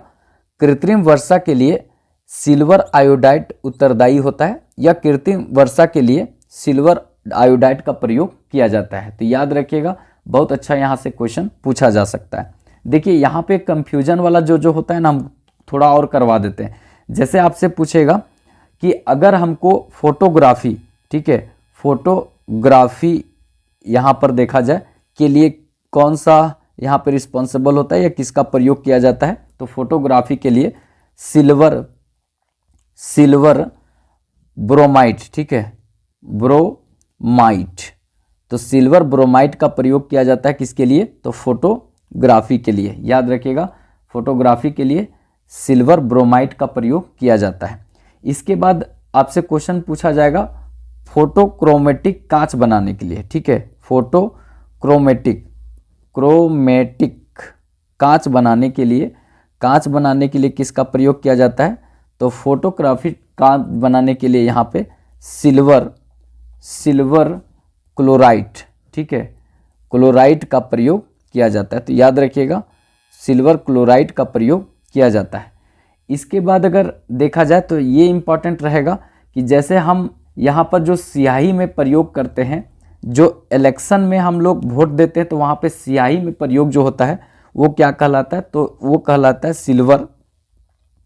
Silver nitrate. ठीक है, नाइट्रेट, ये स्याही के रूप में प्रयोग करते हैं, स्याही। और ये स्याही कहाँ पे, जब इलेक्शन में देखिएगा कि नाखून के ऊपर तक लोग रंग देता है, जिससे कि कोई दोबारा वोट नहीं देने आए, नहीं तो पता चलेगा कि मिटा मिटा करके नाखूनवा में लगा देगा तो ब्लेडवा से घस घस के और फिर दोबारा तिबारा वोट दे देगा, तो ये बैलेंस हो जाएगा ना। तो इसीलिए क्या करता है कि एकदम ऊपर चमड़िया पर चढ़ा के रंग देता है, तो वो छूटबे नहीं करेगा। तो सिल्वर नाइट्रेट वही वाला होता है। ठीक है, इसके बाद एक बहुत इंपॉर्टेंट यहाँ पर ये है, बहुत इंपॉर्टेंट रहेगा ये कि सिल्वर फास्फाइट। ये सिल्वर फास्फाइट क्या होता है कि अंडा अगर आप खाते हैं, अंडा चांदी के बर्तन में नहीं खा सकते हैं। ये सीधे क्वेश्चन पूछेगा कि अंडा को जो है हम चांदी के बर्तन में नहीं खा सकते हैं, क्योंकि जो है चांदी का बर्तन जो है कैसा हो जाएगा, तो काला हो जाएगा, काला हो जाएगा। अंडा अगर आप चांदी के बर्तन में खाते हैं तो काला हो जाएगा, क्योंकि ये रिएक्शन कर जाता है सिल्वर फास्फेट के कारण। तो याद रखिएगा, बहुत अच्छा यहाँ से क्वेश्चन पूछा जा सकता है। ये सब क्वेश्चन जब पूछेगा तो यही सब ऑप्शन बनेगा और आपको बहुत अच्छा से यहाँ पे कंफ्यूजन डाल देगा। ठीक है, तो आप चीज़ों को अच्छे से समझ लीजिएगा, लिखते भी चलिएगा और थोड़ा साथ दीजिएगा। अगर अच्छा लगे तो लाइक कर दीजिएगा, और इस तरह का वीडियो चाहिए तो कमेंट बॉक्स में बता दीजिएगा कि हमको इस तरह का वीडियो चाहिए। ठीक है, तो हम कंटिन्यू देते रहेंगे, हमको कोई दिक्कत नहीं है। इसके बाद जो है सब्सक्राइब भी ज़रूर कर लीजिएगा, क्योंकि हम बोलते नहीं तो आप लोग सब्सक्राइब भी नहीं करते हैं। आगे देखते हैं, बहुत इंपॉर्टेंट रहेगा, झूठा जो सोना होता है पायराइट को कहा जाता है। झूठा सोना जो है वो पायराइट को कहा जाता है। कुछ और देख लेते हैं, बहुत इंपॉर्टेंट वाला बात, जैसे काला सोना, काला सोना। तो काला सोना हम किसको कहते हैं, तो याद रखिएगा काला सोना जो है कोयला को कहते हैं। कोयला हमारे यहाँ सबसे ज़्यादा देखा जाए तो झारखंड के क्षेत्र में, और उसके बाद जो है उड़ीसा और छत्तीसगढ़ के क्षेत्र में देखा जाए तो सबसे पहले क्या मिलता है, तो वो कोयला यहाँ पर ज़्यादातर मिलता है। और कौन सा, बिटुमिनस कोयला। सबसे ज़्यादा बिटुमिनस कोयला जो है 90% झारखंड से प्राप्त होता है। झरिया के कोयला खान से सबसे ज़्यादा 90% बिटुमिनस प्राप्त होता है। सबसे बढ़िया वैसे कोयला जो है एंथ्रासाइड है, जो हमारे यहाँ नहीं, आपको जम्मू कश्मीर में देखने को मिलेगा, लेकिन बहुत कम मात्रा में है। ठीक है, तो कोयला को हम लोग काला सोना कहते हैं। हरा सोना, ठीक है, हरा सोना जो है ना वो किसको कहते हैं, तो याद रखिएगा अफीम को कहते हैं। अफीम, इसी से आपका ड्रग्स बनता है, इसी से हीरोइन बनता है। ये सब फिल्म में आप लोग सुने होंगे। ठीक है, जो नाक तरफ से सूंघता है लड़का लोग, ज़्यादातर युवा जो है इसी में बर्बाद हो गया है। उसके बाद आगे देखेंगे द्रव्य सोना। ठीक है, द्रव्य सोना मतलब ये लिक्विड सोना किसको कहते हैं, तो पेट्रोलियम को, पेट्रोलियम। ठीक है, पेट्रोलियम। वैसे हमारे यहाँ पेट्रोलियम जो है ना वो ज़्यादा नहीं पाया जाता है, बम्बई हाई में कुछ है, लेकिन ज़्यादातर हम लोग एक्सपोर्ट करते हैं। 90% तो हम लोग मतलब इंपोर्ट करते हैं, एक्सपोर्ट नहीं, इंपोर्ट करते हैं, मंगाते हैं। ठीक है, उसके बाद यहाँ पर एक और है जो हम लिखना चाहेंगे, यहाँ पर बताना चाहेंगे। ठीक है, सफ़ेद सोना। सफ़ेद सोना किसको कहते हैं, तो याद रखेंगे यहाँ पे प्लेटिनम, प्लेटिनम को कहा जाता है। कपास को भी कहा जाता है, तो याद रखिएगा। देखिए हरा सोना अभी जो है वो बांस को भी कहा जाता है, बांस को भी हरा सोना कहा जाता है। और याद रखिएगा यहाँ पे सफ़ेद सोना जो है वो कपास को भी कहा जाता है।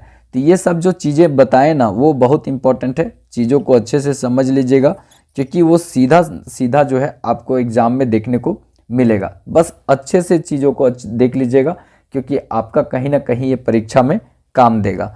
अगर इस तरह का वीडियो अच्छा लग रहा हो तो चैनल को लाइक ज़रूर कर लीजिएगा। चैनल को नहीं, वीडियो को लाइक करना है और चैनल को सब्सक्राइब करना है।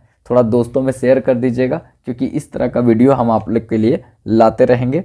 और जब तक एग्ज़ाम नहीं होता है तब तक हम कंटिन्यू रहेंगे, उसके बाद भी हालांकि रहेंगे। और आप लोग चाहते हैं, जैसे हज़ारीबाग में है तो हज़ारीबाग में ऑफलाइन क्लास हमारे पास है, उपलब्ध है। अगर किसी को हज़ारीबाग में ऑफलाइन क्लास करना होता है तो आप हज़ारीबाग में मेरा क्लास ज्वाइन कर सकते हैं। अभी बहुत सारा वैकेंसी आया है, मतलब 4919 वैकेंसी झारखंड पुलिस का आया। उससे संबंधित जितना जीएस का होगा वो भी हमारे यहाँ चलेगा। उसके बाद जेपीएससी के लिए पूरा तरीका से 3 घंटा का बैच हम आप लोग को देंगे। ठीक है, उसमें 1 घंटा झारखंड, ठीक है, 1 घंटा आपका झारखंड का जीएस होगा, 1 घंटा आपका देखेंगे तो पूरी तरीका से जीएस पेपर होगा, और 1 घंटा मेंस का आंसर राइटिंग प्रैक्टिस किया जाएगा। तो ये सब चीज़ें ना, बस चीज़ों को आप अगर करना चाहते हैं तो आप कांटेक्ट कर सकते हैं इसी नंबर पर। और पीडीएफ करंट अफेयर का चाहिए जो 24 जिला देखा जाए तो 24 करंट अफेयर लगभग ख़त्म होने वाला है, 2-3 वीडियो मात्र बचा हुआ है। तो अगर आप उसका पीडीएफ लेना चाहते तो आप ले सकते हैं इस नंबर पर ही कांटेक्ट करके, क्योंकि वो पीडीएफ आप लोग के लिए एकदम रामबाण का काम करेगा, बहुत इंपॉर्टेंट काम करेगा, ठीक है। तो जिनको भी लेना होगा ले लीजिएगा, आप लोग के लिए बहुत इंपॉर्टेंट होगा। अब वीडियो को थोड़ा शेयर कीजिएगा, चैनल को सब्सक्राइब कर लीजिएगा, और अच्छा लगे तो लाइक कर दीजिएगा। साइंस से संबंधित कुछ सुपरहिट प्रश्न को देखेंगे जो बार बार प्रतियोगी परीक्षाओं में पूछे जाते हैं। तो आप चीज़ों को अच्छे से देखिएगा, लिखते भी चलिएगा, क्योंकि ये सारा क्वेश्चन बहुत महत्वपूर्ण रहेगा। वन लाइनर फॉर्मेट में होगा, लेकिन इसके साथ जितना भी रिलेट करके बताएंगे वो बहुत ही महत्वपूर्ण होगा। तो सब कुछ लिखते चलिएगा और सब कुछ समझते भी चलिएगा। बहुत मज़ेदार सेशन होने वाला है, बस पूरा देखिएगा, क्योंकि ये क्वेश्चन जो है ना वो कहीं ना कहीं किसी भी परीक्षा में पूछा गया है तो ही यहाँ रखा गया है, ठीक है। तो आप अच्छे से देखिएगा, कोई भी दिक्कत नहीं होगा समझने में। हम कोशिश करेंगे कि आपको यही सब कुछ याद भी करवा दे। तो चलिए स्टार्ट करते हैं, बहुत इंपॉर्टेंट रहेगा यहाँ से। तो चलिए पहला क्वेश्चन देखते हैं, बहुत महत्वपूर्ण रहेगा। हल्दी का पीला रंग कुरकुमिन पिगमेंट के कारण होता है। हल्दी का पीला रंग कुरकुमिन पिगमेंट के कारण होता है, याद रखिएगा, बहुत अच्छा क्वेश्चन यहाँ से पूछा जा सकता है। तो कुछ और को देख लेते हैं कि रंग के आधार पर जो किस पिगमेंट के कारण होता है उसको देख लेते हैं। जैसे टमाटर है, ठीक है, टमाटर जो है वो किस पिगमेंट के कारण इसका रंग जो है वो लाल होता है। लाल जो रंग का टमाटर होता है तो किस पिगमेंट के कारण होता है, तो याद रखिएगा लाइकोपिन के कारण। लाइकोपिन के कारण ये कैसा होता है, तो ये लाल रंग का होता है टमाटर।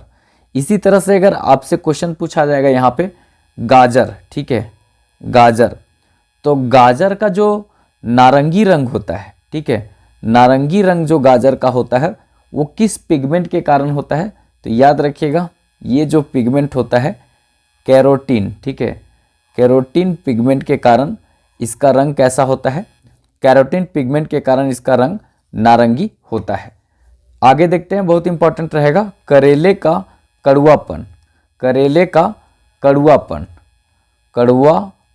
ठीक है, तो ये किसके कारण होता है, किस पिगमेंट के कारण होता है, तो याद रखिएगा यहाँ पे मेमोडिकोसाइड, ठीक है, क्योंकि ये क्वेश्चन सीधे पूछा गया है। तो मेमोडिकोसाइड के कारण करेले का कड़वापन होता है, तो इसको थोड़ा सा याद रखिएगा, बहुत इंपॉर्टेंट यहाँ से क्वेश्चन पूछा जा सकता है। इसी तरह से मिर्ची का भी पूछेगा आपका, मिर्ची का लाल रंग, ठीक है, लाल रंग किस पिगमेंट के कारण होता है, तो मिर्ची में जो लाल रंग होता है ना वो होता है किसके कारण, तो कैप्सेथिन, ठीक है, कैप्सेथिन पिगमेंट के कारण ये लाल रंग का मिर्ची होता है। इसके बाद आपसे क्वेश्चन पूछेगा मिर्ची का ही, ठीक है, मिर्ची का तीखापन,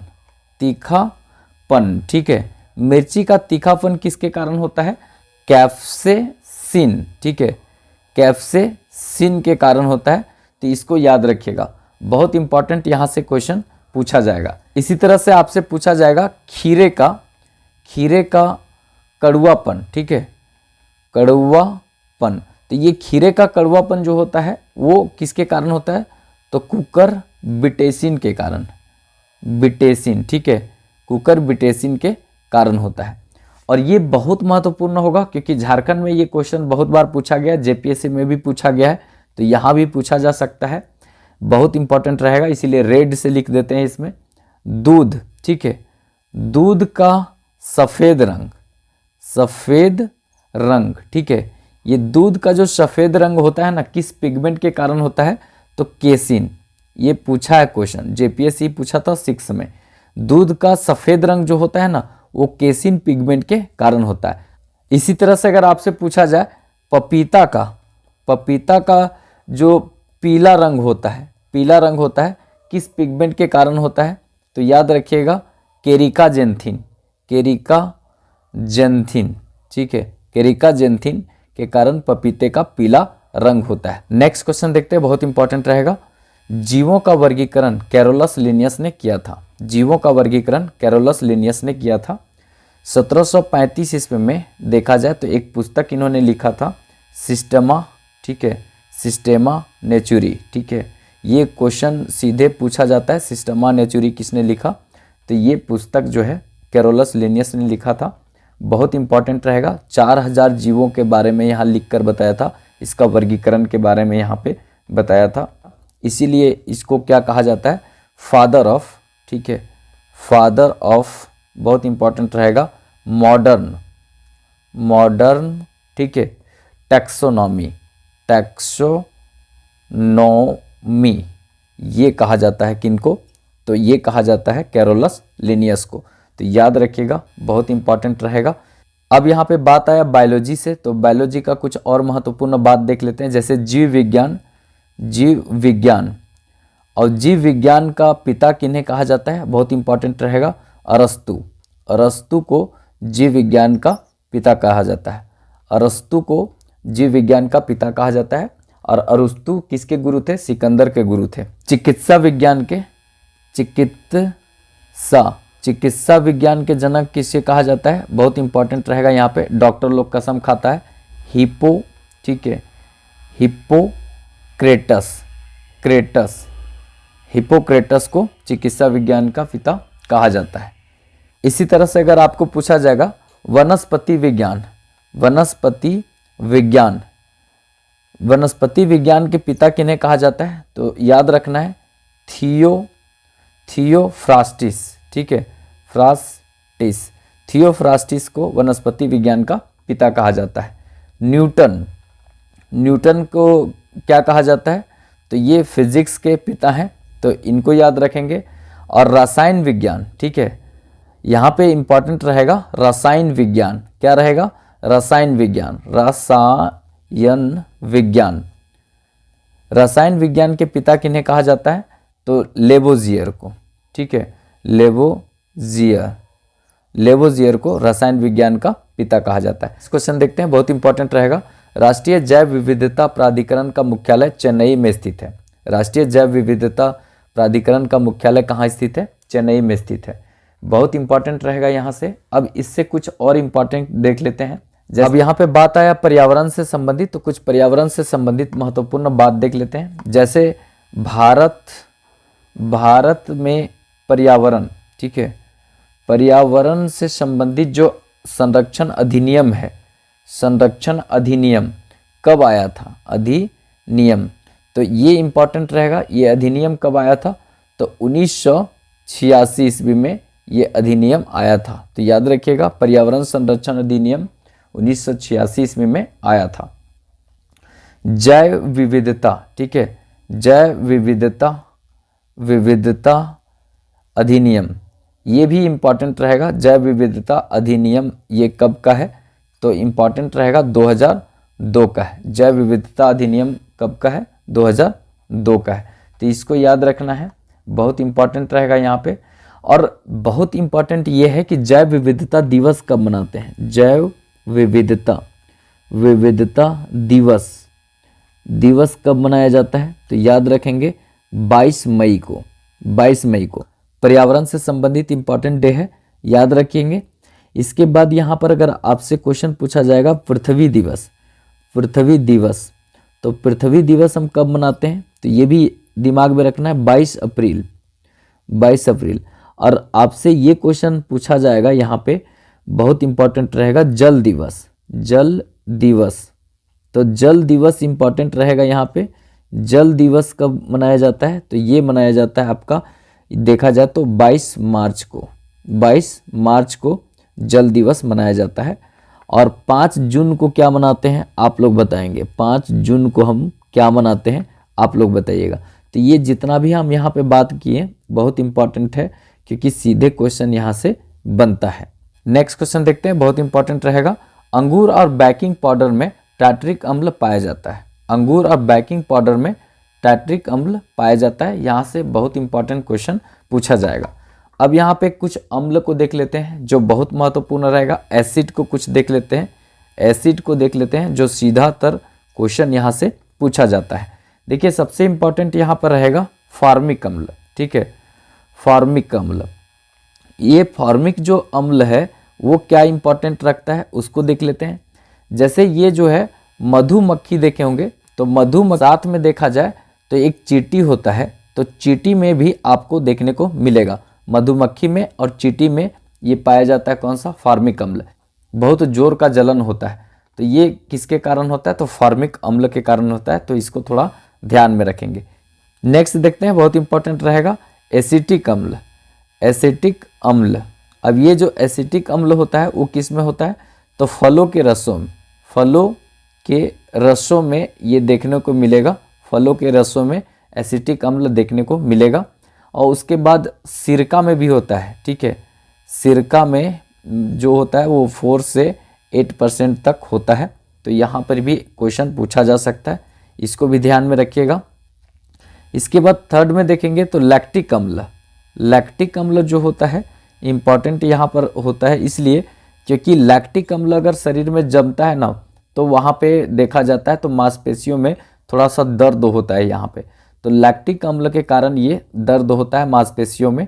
यह दूध में पाया जाता है, किस में पाया जाता है, तो दूध में पाया जाता है, तो इसको थोड़ा सा ध्यान में रखेंगे। लैक्टिक अम्ल जो है दूध में पाया जाता है, लैक्टिक अम्ल के कारण मांसपेशियों में क्या होता है, तो जलन होता है, थोड़ा सा दर्द होता है। नेक्स्ट और इम्पॉर्टेंट रहेगा यहाँ पे देखा जाए तो आगे देखते हैं तो बहुत इम्पॉर्टेंट रहेगा ये साइट्रिक अम्ल, ठीक है। साइट्रिक अम्ल जो है वो खट्टा, आपका जितना भी फल होगा उसमें आपको देखने को मिलेगा, खट्टे फलों में, खट्टे फलों में देखने को मिलेगा साइट्रिक अम्ल, तो याद रखिएगा यहाँ से भी क्वेश्चन पूछा जा सकता है। इसके बाद नेक्स्ट देखते हैं, बहुत इंपॉर्टेंट रहेगा ऑक्जेलिक अम्ल, ऑक्जेलिक, ठीक है, ऑक्जेलिक अम्ल। अब ये जो ऑक्जेलिक अम्ल है यहाँ से बहुत इंपॉर्टेंट क्या रहेगा, ये सॉरेल के वृक्ष से प्राप्त होता है, सॉरेल का वृक्ष से प्राप्त होता है, से प्राप्त होता है, ठीक है, तो इसको याद रखना है यहाँ पे। और ये देखेंगे तो इसका उपयोग क्या होता है, इसका उपयोग बहुत इंपॉर्टेंट रहेगा उपयोग, क्योंकि यहाँ से क्वेश्चन पूछा जाता है सीधे। तो ये फोटोग्राफी में प्रयोग होता है, फोटोग्राफी में इसका प्रयोग होता है। और उसके बाद देखा जाए तो स्याही का जो धब्बा होता है, स्याही के धब्बे को मिटाने में, धब्बे को मिटाने में भी इसका प्रयोग होता है, प्रयोग होता है, ठीक है। तो ये थोड़ा सा ध्यान में रखेंगे क्योंकि यहाँ से ये क्वेश्चन पूछा जाता है।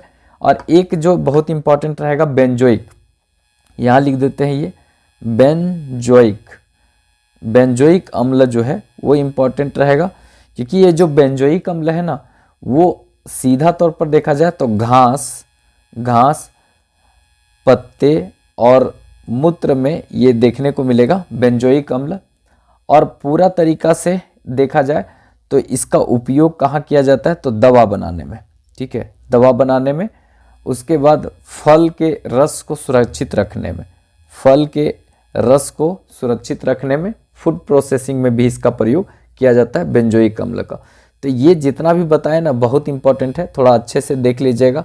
आज थोड़ा सा मेरा तबीयत उतना अच्छा नहीं है, बोल अच्छे से नहीं पा रहे हैं, थोड़ा तबीयत एक प्रकार से ख़राब हमको लग रहा है, ठीक है, फिटनेस थोड़ा फील नहीं कर पा रहे हैं, तो थोड़ा सा ही क्लास छोटा रहेगा, मैनेज कर लीजिएगा। नेक्स्ट डे से हम थोड़ा क्लास को बड़ा कर देंगे, इसीलिए हम PDF पूरी तरीक़ा से डिजिटल ना बना करके लिख करके पढ़ा रहे हैं क्योंकि पूरा नहीं बना पा रहे हैं, थोड़ा सा हमको वीकनेस फील हो रहा है इसीलिए।